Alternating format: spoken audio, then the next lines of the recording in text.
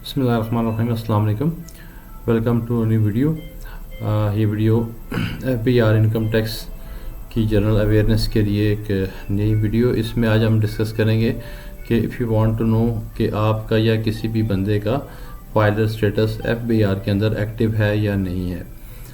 Recently जो developments चल रही हैं, गवर्नमेंट ऑफ पाकिस्तान ने FBR ने जो न्यू रूल्स बनाए हैं, उसमें अब नॉन फाइलर के ऊपर बहुत ज़्यादा समझने के रिस्ट्रिक्शंस लग रही हैं। उनके लिए बिजनेसेस करना मुश्किल हो रहा है। विद होल्डिंग टैक्स के रेट्स बढ़ रहे हैं। आपने बैंक में डिपॉजिट स्कीम में, फिक्स डिपॉजिट हैं, सेविंग स्कीम में पैसे रखे हुए हैं, उसके ऊपर आपको मंथली रिटर्न्स आते हैं। तो अगर आप फाइलर हैं तो उसके लिए आपके प्रॉफिट के ऊपर 15% का टैक्स रेट अप्लाई होगा, जो अभी तक के लिए है, और ये किसी भी टाइम चेंज भी हो सकता है। और जो नॉन फाइलर है उनके लिए 30% है। अगर आपको 1 लाख रुपया महीने का प्रॉफिट अगर आ रहा है, तो अगर आप फाइलर हैं तो आपको उसमें से टैक्स काट के 85,000 85,000 रुपये मिलेगा। और अगर आप नॉन फाइलर हैं तो आपको 70,000 रुपये मिलेगा। तो सिर्फ नॉन फाइलर होने से मंथली आप माइट भी 15,000 रुपये लूज़ कर रहे हो। तो इसलिए सबसे पहले अपने आप को फाइलर करवाएं। और जो लोग फाइलर करते हैं अपने आप को, वो समझते हैं कि शायद ये लाइफ टाइम के लिए हो गया। ऐसा नहीं है, it's not for a life time. आपने इसको एनुअली रिन्यू कराना होता है हर साल। उसका पीरियड जुलाई से स्टार्ट हो जाता है, सितंबर तक इसकी लास्ट डेडलाइन होती है। और एक आध मंथ बाद का एक्सटेंड हो जाती है, कभी नहीं होती है। तो जो लोग भी जो फाइलर नहीं हैं, सबसे पहले अपने को फाइलर करवाएं। इसमें कोई नुकसान नहीं है। आपकी जो इनकम है उसके ऊपर आपने टैक्स देना है, और आपकी जो एट सोर्स रिडक्शन है वो ज़्यादा होना शुरू हो जाती है अगर आप नॉन फाइलर हैं। और अपने आप को अपडेट रखें, फ्रीक्वेंटली चेक करते रहें कि मैं नॉन फाइलर तो नहीं हो गया। बहुत सारे लोगों को ये कन्फ्यूजन होती है, हम फाइलर हैं, लेकिन जब बैंक में जाते हैं पैसे अपने लेते हैं तो पता चलता है हम तो नॉन फाइलर हो चुके हुए हैं। तो लेट्स सी कि आप इसको कैसे ख़ुद ऑनलाइन घर बैठे हुए अपने मोबाइल से इजीली चेक कर सकते हैं आपका स्टेटस फाइलर है कि नहीं है। उसके लिए सिंपली आप गूगल पे आएँ, और अगर आपका वेबसाइट FBR का पता डायरेक्ट साइट पे चले जाएँ। अगर नहीं भी पता तो यहाँ पे सिंपल आपने IRIS it stand for inland revenue information system, IRIS, और आगे आप FBR लिख लें और एंटर कर दें। तो उसमें ये आपका फेडरल बोर्ड ऑफ रेवेन्यू का मेन पेज IRIS का आ जाएगा, iris.fbr.gov.pk। इसके ऊपर आपने क्लिक कर दिया। अब आपके सामने ये इंटरफेस ओपन हो जाएगा। यहाँ पे लॉगिन एरिया आ रहा है सामने। तो आपने सिंपली ये करना है कि ऑनलाइन वेरिफिकेशन के ऊपर क्लिक करना है। जिस तरह हमारे पास सामने एक ID कार्ड नंबर भी आ रहा है, जहाँ पे आपने ID कार्ड नंबर एंटर नहीं करना, आपने ऑनलाइन वेरिफिकेशन पे चले जाना है।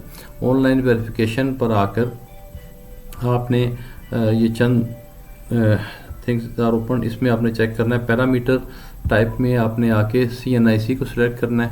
अपना ID कार्ड नंबर आपके पास होना चाहिए, याद होना चाहिए। CNIC पे क्लिक करेंगे। आगे यहाँ पे जहाँ पे रजिस्ट्रेशन नंबर है, यहाँ पे अपना आप CNIC लिख देंगे।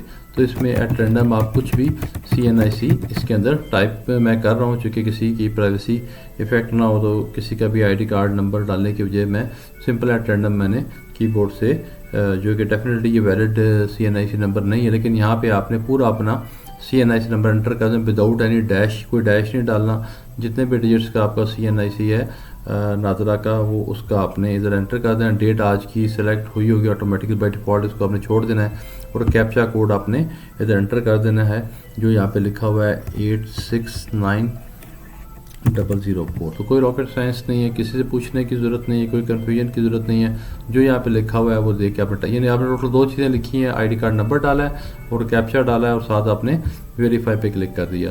जो ही वेरीफाई पे क्लिक करेंगे, ये ऑनलाइन वेरिफिकेशन का ये रिजल्ट एरिया आपके सामने आ जाएगा। तो यहाँ पे नो रिकॉर्ड एग्जिस्ट आ रहा है, बिकॉज ऑब्वियसली ये जो हमने ID कार्ड नंबर डाला था, फेक डाला था, एट रैंडम नंबर डाल दिए थे। लेकिन जब अपना ID कार्ड नंबर डालेंगे, यहाँ पे आपका नाम लिखा हुआ आएगा। और अगर आपकी NTN बना हुआ है तो अभी तो ये शो कर रहा है कि इस ID कार्ड नंबर के अगेंस्ट NTN नहीं बना हुआ। तो अगर आपका NTN बना हुआ है तो यहाँ पे आपका नाम सामने आ जाएगा। और फाइलिंग स्टेटस अगर आपका एक्टिव है तो एक्टिव लिखा आ जाएगा, और अगर इनएक्टिव है तो उसमें आपका स्टेटस इनएक्टिव लिखा हुआ आ जाएगा।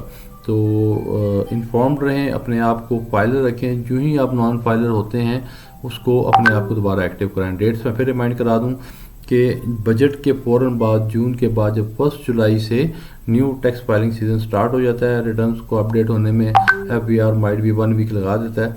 यानी आलमोस्ट 1 जुलाई से आप प्रिपेयर्ड रहें और आलमोस्ट 7 जुलाई को अपने जो भी कंसल्टेंट है, लॉयर है, उससे रब्ता करें और अपनी टैक्स रिटर्न को अपडेट करें, टैक्स रिटर्न सबमिट करें। और अगर किसी भी टाइम आज बिफोर दैट टाइम, बिफोर जुलाई, अगर आपने पिछली रिटर्न फाइल नहीं की है या लेट फाइल की है, आपका स्टेटस इनएक्टिव हो चुका है, तो यहाँ से चेक कर लें। अगर इनएक्टिव नज़र आए तो ख़ुद अपने रिटर्न फाइल करते हैं तो ख़ुद फाइल करें या अपने कंसल्टेंट से रब्ता करें और अपने मामलात को अपडेट करें।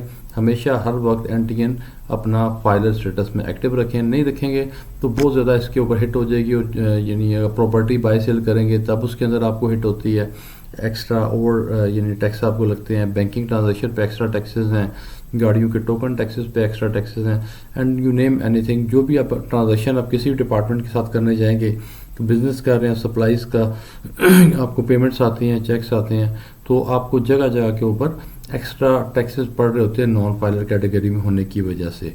और हमारी ये ऑब्लिगेशन भी है, हमारी कंपल्सरी ड्यूटी भी है कि हर साल अपनी टैक्सेस रिटर्न को अपडेट रखें। Thank you very much.